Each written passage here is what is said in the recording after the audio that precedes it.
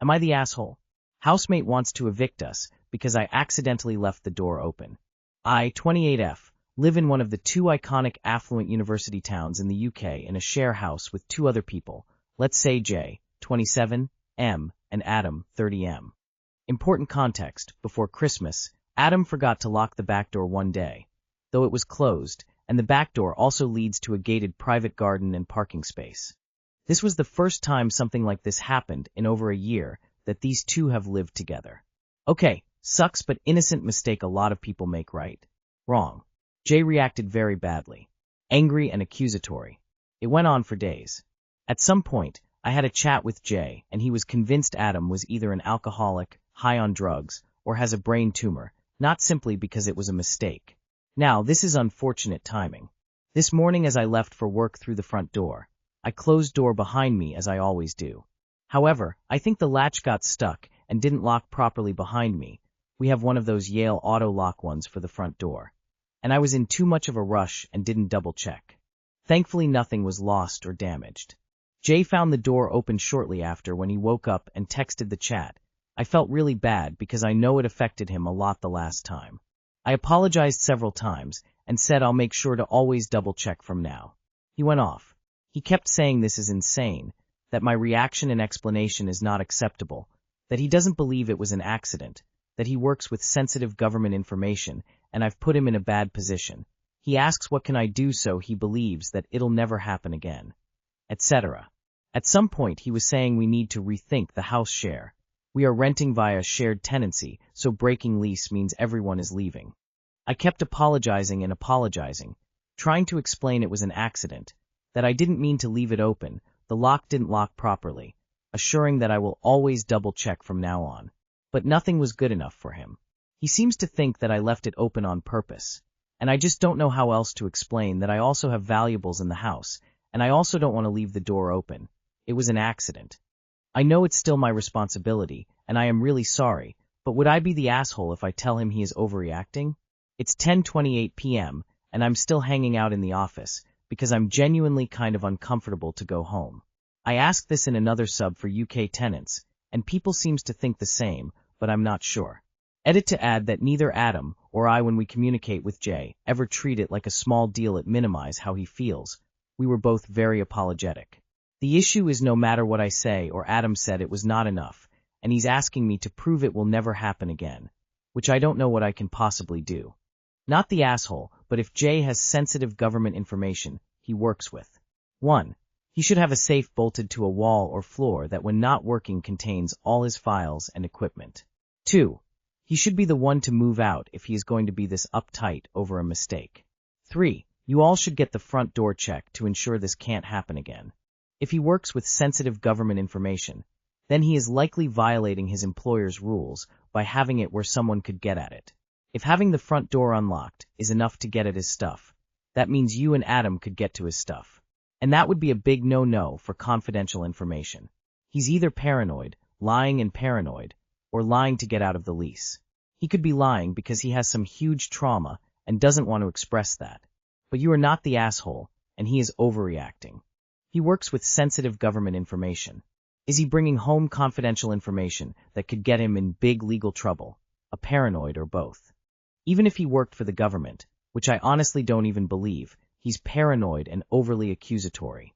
Not the asshole, but it's worth looking for a new spot to avoid unnecessary conflict with the wacko. The way you are describing his reaction sounds like an OCD or even paranoid schizophrenic reaction. Whether it is or not, it seems like he will not be satisfied no matter what you say. The only thing you can do is state that it was an accident.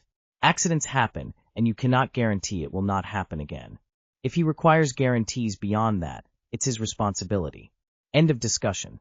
If he pushes or pokes, explain that the subject is no longer open for discussion. If he doesn't feel secure in the living space and has to find a new place to live, he will have to find someone to replace him on the lease. Not the asshole. You made a mistake. You owned it and apologized. What more does he want you or Adam to do? I know you don't want to be evicted from your tenancy, but I also wouldn't want to live with somebody who has that level of paranoia. Am I the asshole for making my friend get out of the car after he didn't follow my rule? I'm 25M, and my friend is 25M as well. He needed a ride to meet a girl, and even though I didn't have so much time since my fave football team was playing, I agreed to take him, and I just asked him politely to not smoke in my car. That's my only one rule. He promised me that he will not do it, and he thanked me. He even hugged me. In the middle of the way, he lighted a cigarette. I was really out of words. I stopped the car and told him to open the door and get outside. Now he is making me feel like a monster, and he is calling me dramatic. Am I the asshole? Not the asshole. I'm a former pack-a-day smoker, and I would never assume I could smoke in a non-smoker's car. Being explicitly told no? No way I ever would. Your rule is very common and understandable, and he's the asshole for not respecting that. Not the asshole. Not smoking is so easy to follow, and is generally the right thing to do in anyone else's car. He's just mad because you stood your ground and didn't let him bulldoze your rules. Not the asshole. You said your one rule, and he agreed. The second he lit up was the moment he chose to ignore your polite request. So no, you were within your rights to stop the car and make him smoke outside. Actually, I'd have pulled away and left his but on the side of the road, too. Not the asshole he couldn't respect your one rule? Not the asshole. He can't keep his word for the duration of one car ride, making him clearly the asshole here. You set a boundary and enforced it. Being upset makes him the dramatic one. Not the asshole. Cigs are gross. I can legit smell when someone has been smoking and comes into our office building. It lingers and is disgusting. He agreed prior, so why he's up in arms for you reinforcing that boundary is beyond me. Am I the asshole for being upset that my dad didn't get me anything I asked for, but bought himself a PS5? I, 16M, was told by my dad to make a Christmas list. I kept it simple and asked for 3 things. 1. My driver's permit, which I've been asking for a while. 2. An Xbox Series X. 3. An irrelevant item to the story. My main goal was the permit. I wake up at 5:30 a.m. every day to catch the bus to school and stand outside in the cold.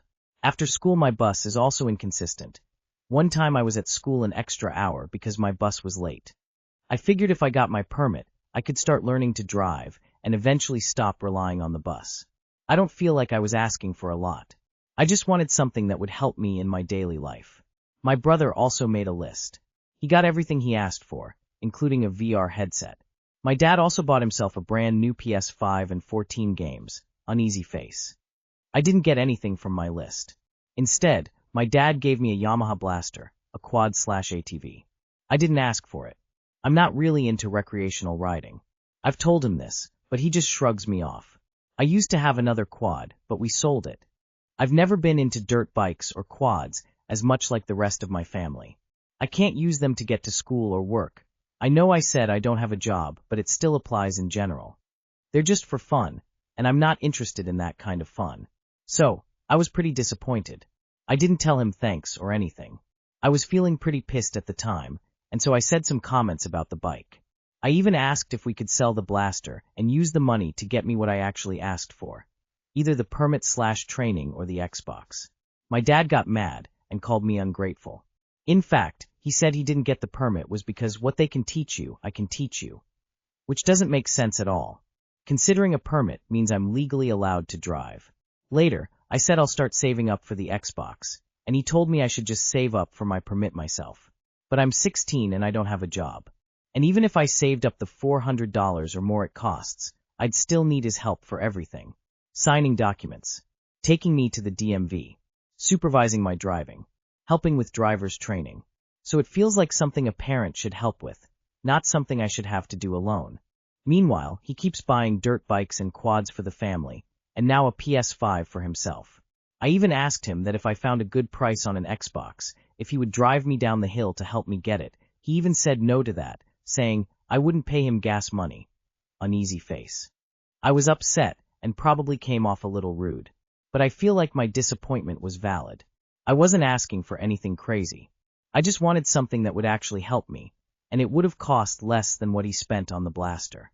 Am I the asshole for being upset and asking to sell the gift to get what I actually wanted? No, sweetheart, you're not the asshole. You sound like a sensible kid that has valid points for asking for what you want. I don't understand why he did not pay attention to the list he asked you to write. Could you get a job offering to clean yards, mow yards, do odd jobs in your neighborhood to earn some cash? That might be a good start to saving for your permit, and even that Xbox. Not the asshole. I don't know, but this screams favoritism, LMAO. 'Cause what explanation does he possibly have that is valid and not unreasonable to get your brother everything on his list, but not a single one of yours? Not the asshole, just sell your quad. He gave it to you. It is now yours to do with as you please.